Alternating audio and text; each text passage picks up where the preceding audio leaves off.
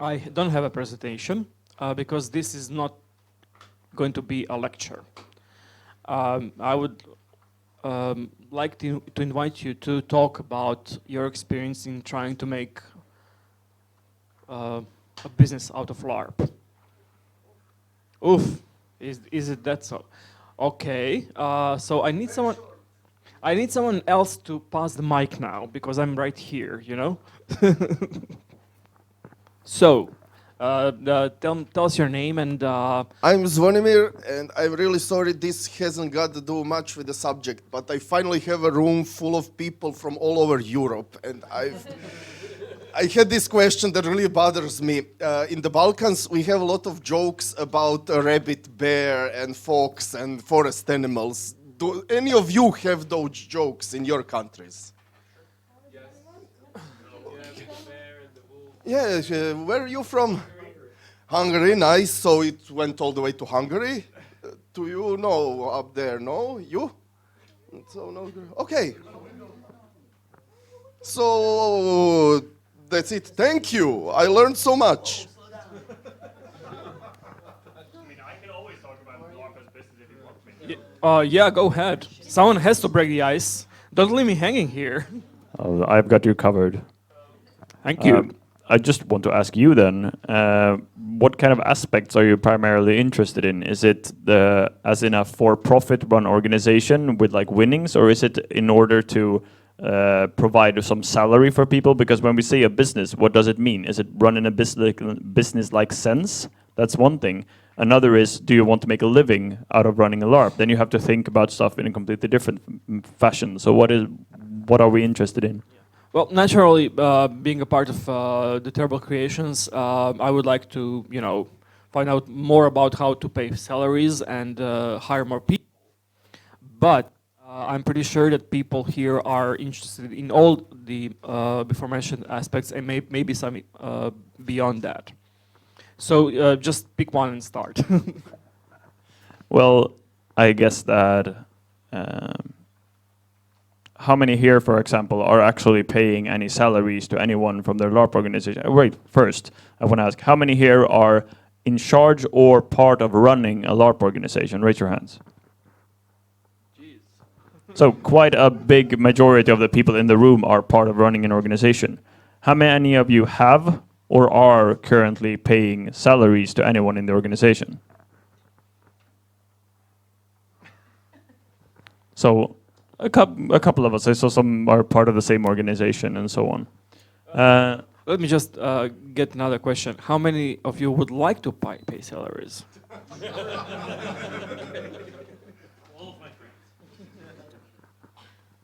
But that is quite interesting also, because it's clearly possible to pay salaries, but it has to, one, come from somewhere, and two, you have to determine who gets money. Because let's be frank here, LARP is not a business where everyone will be able to be paid any time within the next century. Like, LARP has one of the worst work to profit ratios of any business. Like, the amount of time it takes to produce a LARP, if you're supposed to pay people for that time, we need to raise the ticket prices with tens or like 20 times the ticket price of today. Just the amount of stupid writing we do to our own LARPs and all the extra work we do for something that is rarely rerunnable, like we are making, it's a horrible business practice that we are doing, and yet we're all dedicated to doing it. Congratulations, us. Yeah, yeah, for us. Okay, but what about rerunnable LARPs? Rerunnable LARPs is the best friend that you can possibly have. A big showy LARP that produces nice photos and that you can run several times is the one road to profit. That's like the golden rule. Make a LARP that has nice photos, that can be run several times, and that attracts people that are international. Those three things are needed in order to start making big profits in any kind of LARP situation. Okay, any other input? Go. On another level, that what Simon was saying, so we are quite new, but I can already tell you two of the major problems that we have so far encountered. One is bureaucracy. Okay. I don't know if it applies to other countries, but we have been trying to found the non-profit company since last summer, and we did it last month because of bureaucracy. And the bureaucracy doesn't end here. That's the sad part. So this is one major problem, because it seems that for months we have been spending hours and hours doing anything but create things. And this has already burned us out, and this will continue happening. Oh yes, it will. Yes, so this is one major problem. The other problem, which maybe it applies more to Greece than in other countries, is location hunting. Because in Greece, we may have all these wonderful locations, but getting the permit to use them is a nightmare. Because of the cultural heritage of the country, there is a very strict archaeology department that owns most of the locations in Greece. The other ones are owned, let's say, by the municipalities or the nomarchies, how do you call it? State government? Anyway, the counties, yes, thank you. And getting permit for a location can be a nightmare, even if you have actually founded, some kind of company that has a legal status, etc. Like the archaeology department would never give you an archaeological space to play in, so we have all these wonderful locations and we can do nothing about it.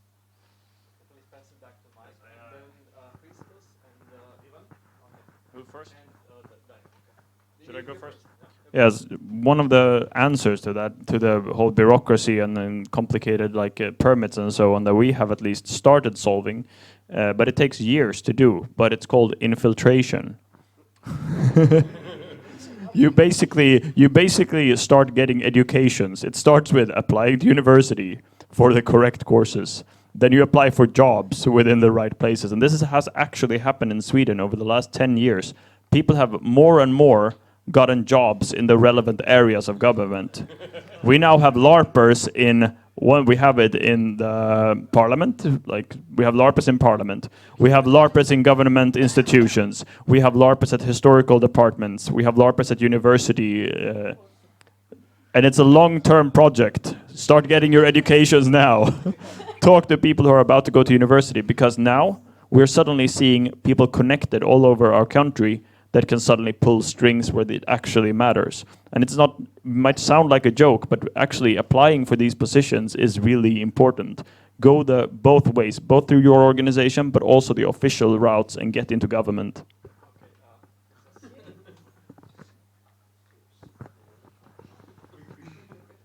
So, while doing market research to see how viable a company would be to run LARPs in Greece, I realized something. Basically, our competitors are not only other LARP companies. Where, for example, in Greece specifically, the number one competitor that I can think of are, for example, escape rooms. People are going to pay actually the same price that we would charge to go to an escape room. And even if there are available LARPs, they will still go to an escape room because it requires, counterintuitively, less thinking and less effort. Because stepping inside a character for us might be, natural, and we are happy to do it. But most people are like, no, the social contract and social capital, as Daniel said before, is too strong. It will keep them from doing silly stuff, and they prefer, to play with a lock or play with a mirror and some light to get some numbers to show up on a surface in a closed room where nobody can ever see them, and it's like, don't ask, don't tell. Okay, if there are 5 people in this room, nobody knows what we are doing, and we are happy to act silly for a bit, as long as everybody knows we are doing this, ironically. But in LARP, to actually derive enjoyment, you need to not do it ironically. You need to step into the character. You need to experience this. And this is a barrier that I don't know that we can cross. Like most of the pie will still remain outside of our reach because people are not willing to make that leap. And this is a cultural thing that, well, we cannot fight. We can only, make LARPs that will be dumbed down, will be more accessible, and maybe in time we can rent some of the pie away from escape rooms and towards, in my opinion, more valuable entertainment as is LARP. I believe please. I believe Russians are doing the pretty much what you just described. They call this Questy, and it's a really, really, as you said, dumbed down version of what we do. It doesn't even include costumes, and it actually works. But again, it might be a cultural thing. Go, Ivan. So I just wanted to share something, since we're talking about LARP businesses here. I do have a sort of a business which is not exactly running LARPs. I have a LARP blog, the most popular one in Croatia. It's the only one, so I don't have much competition. But it's been running for the past 10 years. It's covered its cost, and I've made some money. Who of you wants to guess how much money I have made? Around the ballpark. 70 kuna. 50 kuna. 2,000. What? 2,000. Actually, Matoshi is right, 70 kunas. About $10 or euros. That's how much I'm in plus after writing hundreds of articles over 10 years. Can I get you to write something for me? Now I know the price. Well, actually, we had about €100 running costs throughout all these years, but then I got that much back again in affiliate marketing and some donations, actually from the USA. Most of my income, the largest part of my income, is a donation from the Nero LARP in USA. That was like $50. Without that, I would be in a minus. Go Nero LARP. Just because they found some articles that I wrote useful. So, yeah.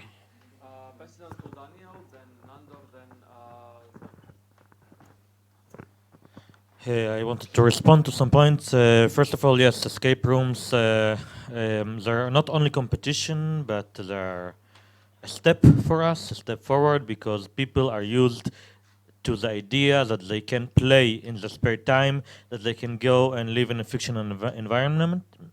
And actually the one like LARP, actual LARP that you wrote, we market it as a social escape room because it has this, it actually has this kind of plot.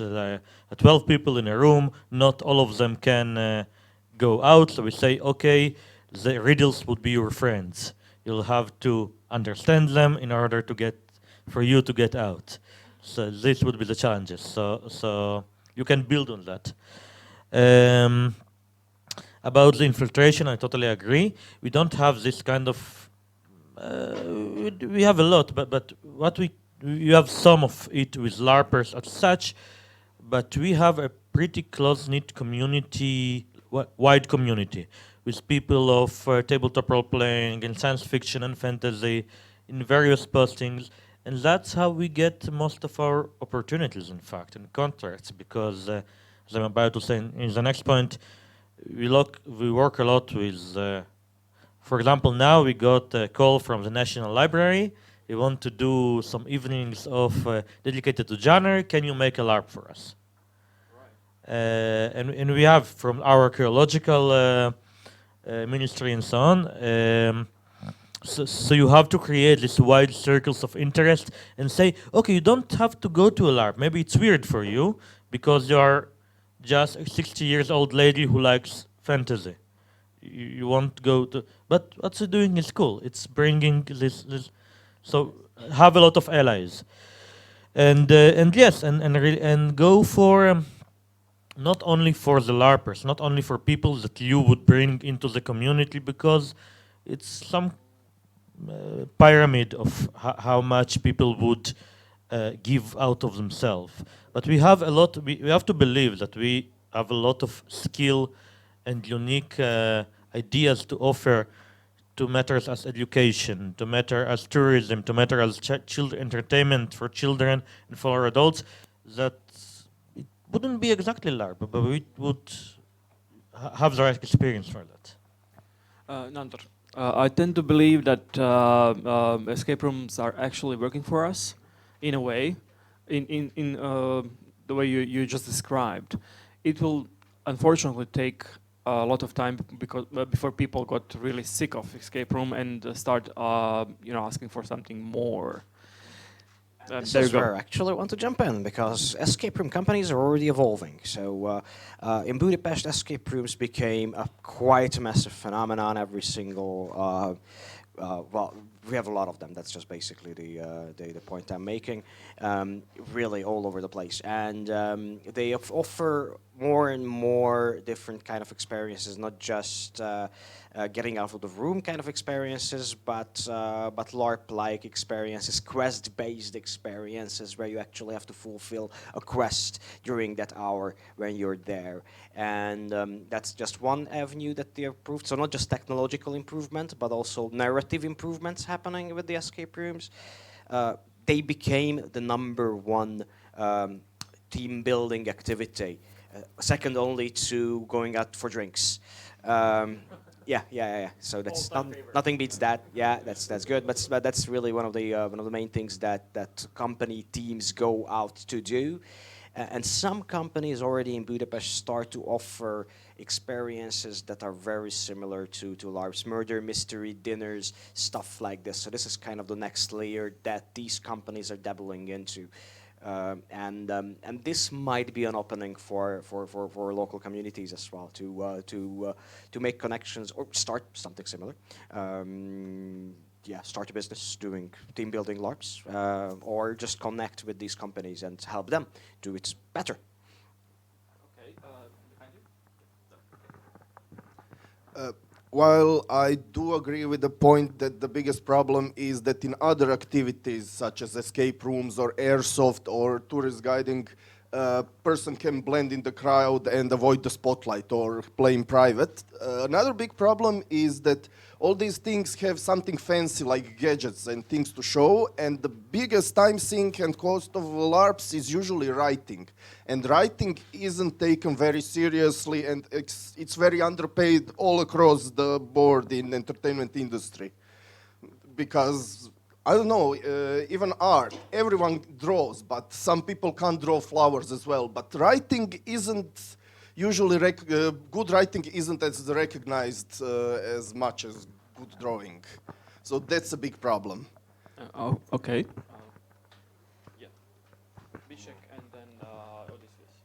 Okay, so you are talking about escape rooms, which are fast, fun, available for, and I would not dare to compete with escape rooms doing the LARPs. That's why my strategy is to tend to education, and then really do the edu-LARP, and then what are we competing with? Public schools. Who wants to go back to school? Scouting camps, maybe a bit better, but we can add some narratives to it. So I guess this can be easier, a better market, and there is money on this market.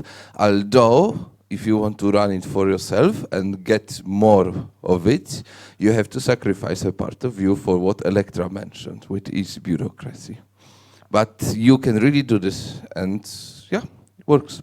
But you're mostly referring then to public funding, like your EU projects, ministry grants, or that would be your basic source of revenue, right?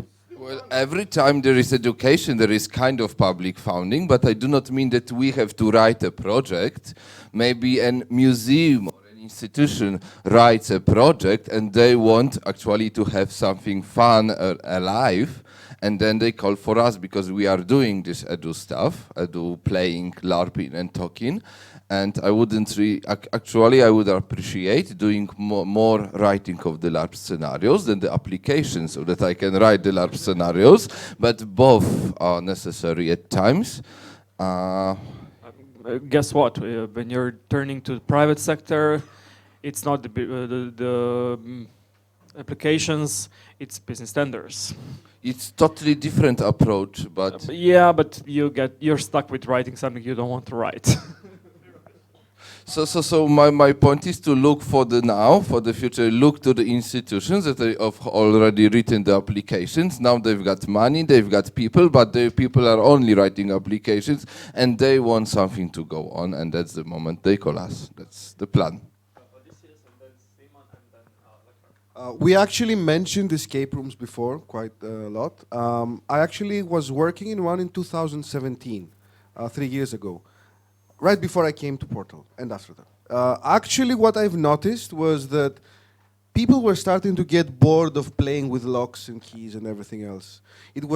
I don't know how it was in other countries, but in Greece, that exact period was the moment when people started to realize they could put actors inside escape rooms. They were actually hungry for the interaction. You couldn't actually get them to play a room without an actor. They would pick up the phone and go like, oh, hi, do you have this room with the actor? No, it's booked. Do you have any other rooms? We have this and this. Do they have actors? No. Click, toot, toot, toot. It would be like that like every day for months. And it actually showed that people were actually having more fun interacting, and it was more natural to them, especially the newcomers and the people who were new to it. Only the traditionalists were like, no actors inside. I mean, I could get the no horror actors, which was the most popular at that point, but people were still like wanted actors for anything. They even asked, do you have 2 actors inside the room? And they talk with each other? Like, brain-blowing. And it actually created this opportunity. The problem, of course, is that actors, you need to pay them a lot more. But what I would like to keep as to why they were more popular, even though they involved interaction, and they evolved usually some kind of role-playing. It's not heavy. It's not deep. Ooh, you're agents of the crown. You're explorers. You're this and this. They would actually role-play. Well, not heavily. I mean, might have heard of people who went to play in escape room with armor.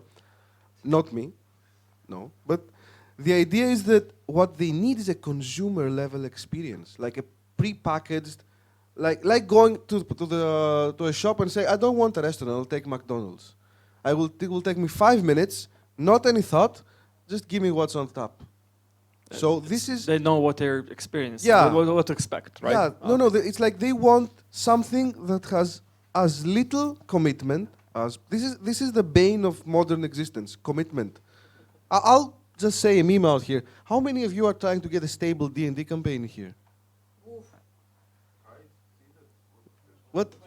Try to get a stable D&D campaign and you couldn't make the commitment or somebody else couldn't. No.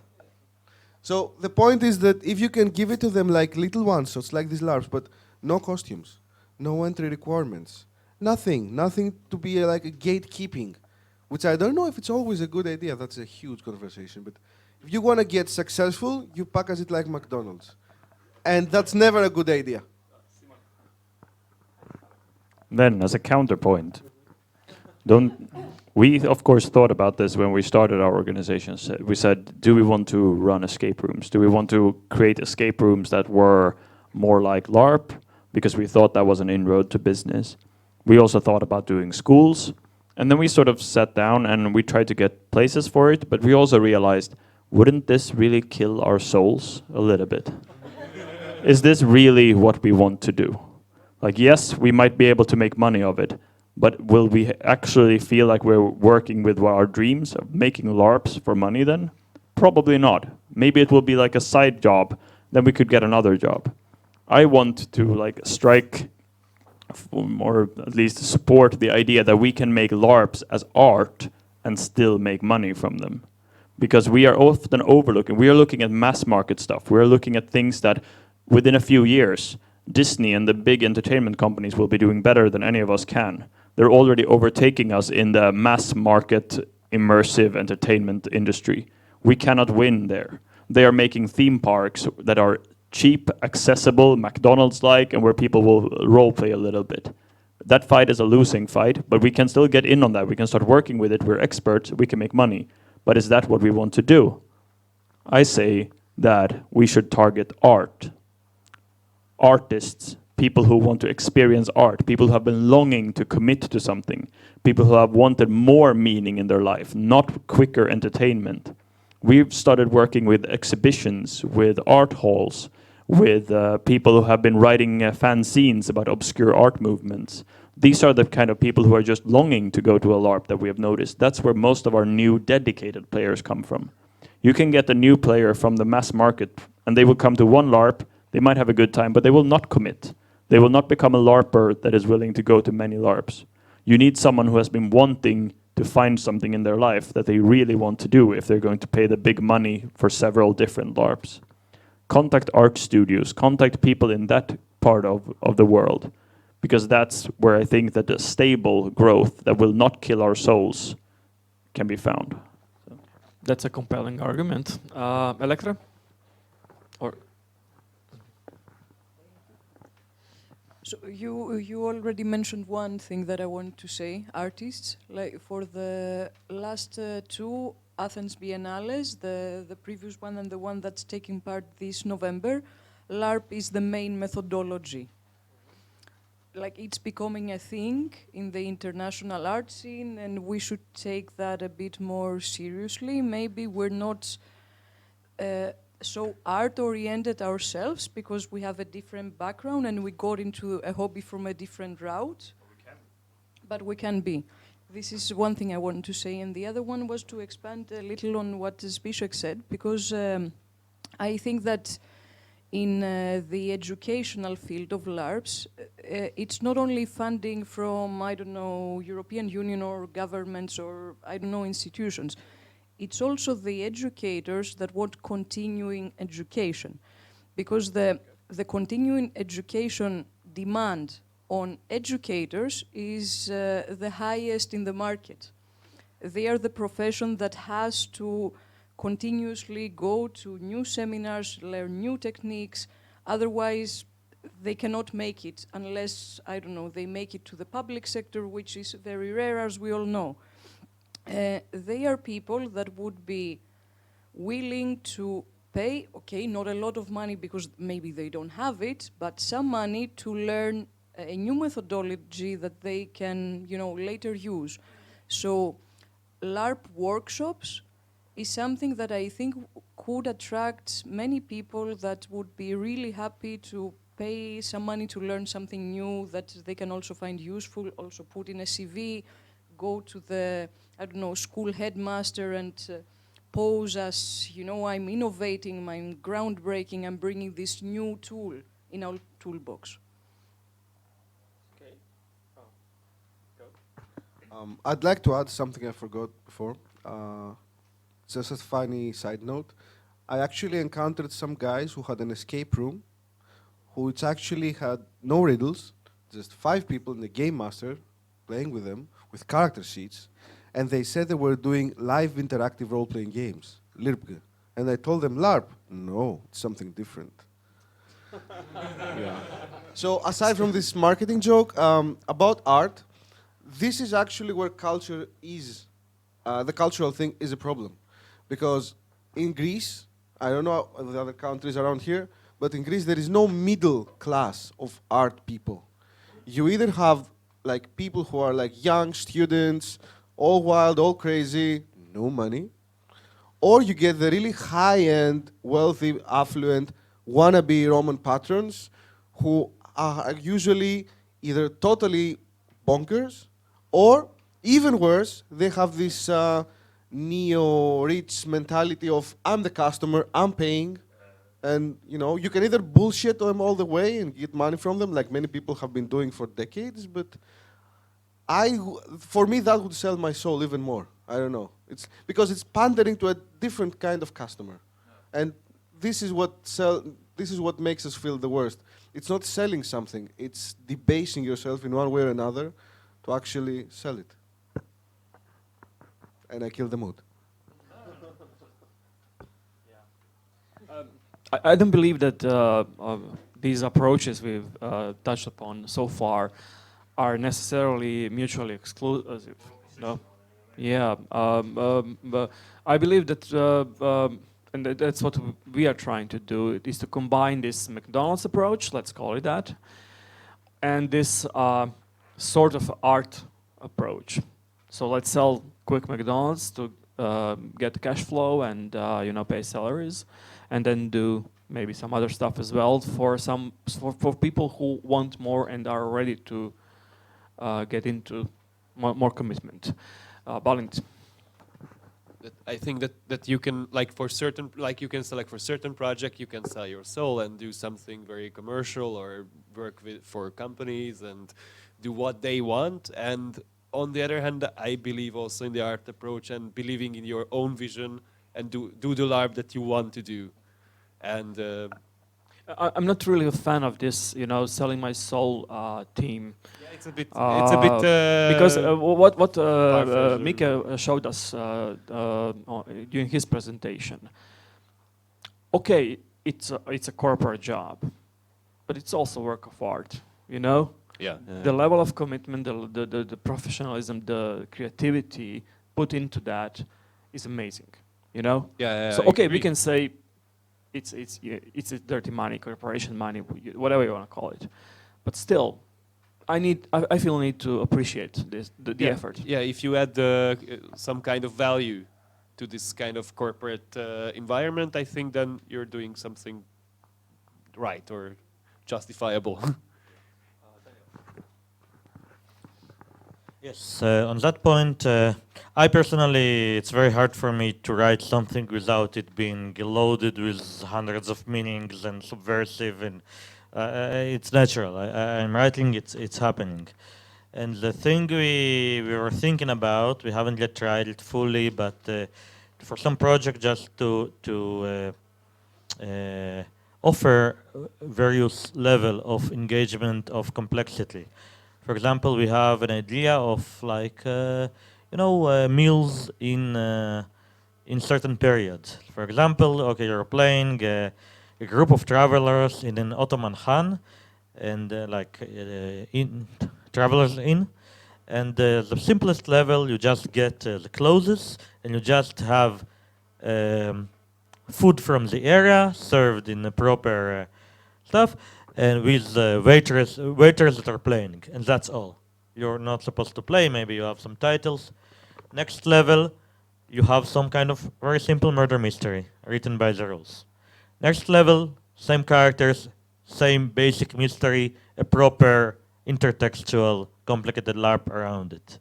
And you really can have these levels like one, only this and this choice to pick up from. I think it can maybe cater both to the heart and to the wallet.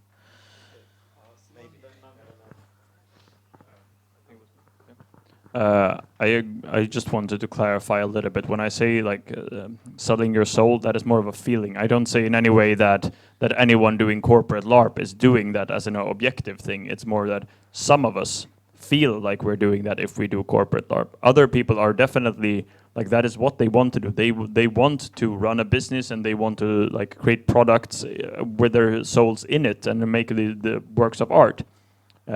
So we just have to acknowledge what are we, and let's not try to be something that we don't feel comfortable with being. So it's not a judgmental thing, more of an inner experience thing. Yeah, I think I have something that relates to this as how the modern economy is progressing. I'm right now reading the book by Joe Pine on the experience economy and how the general theme of business is going towards the commoditization of experiences. So that's pretty much that any company that is the experience is a big buzzword that's going around, and so when we're talking about LARP is really one of the most immersive experiences that you can have. So, I mean, we can see this commoditization for us as a positive, that people will have. I mean, it's maybe easier to sell this idea that of this immersive experience if this is where generally the one of the main drives of business that are going. I mean, so this is I'm not just talking about user experience, UX, and interaction design and all that. I'm talking about actual So experience as being one of the main driving forces of business. So this is, yeah, that's the only thing. Yeah, I also believe that we have this working for us. We just need to take advantage, find a way, the best way to take advantage of this. Ahead of the curve. Yeah, the early adopters. Okay, I don't want to go too much into Electra's slot, and we are already in it. So we can continue this afterwards after we.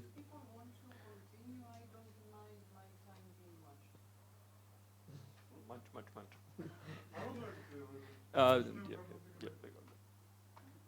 Say what? He says he would like to hear the Electra's presentation. Yeah, sure. I mean, most of us will still be here, so we can, sit down over drinks or whatever, and. Yes. Your name is not Hypnos. So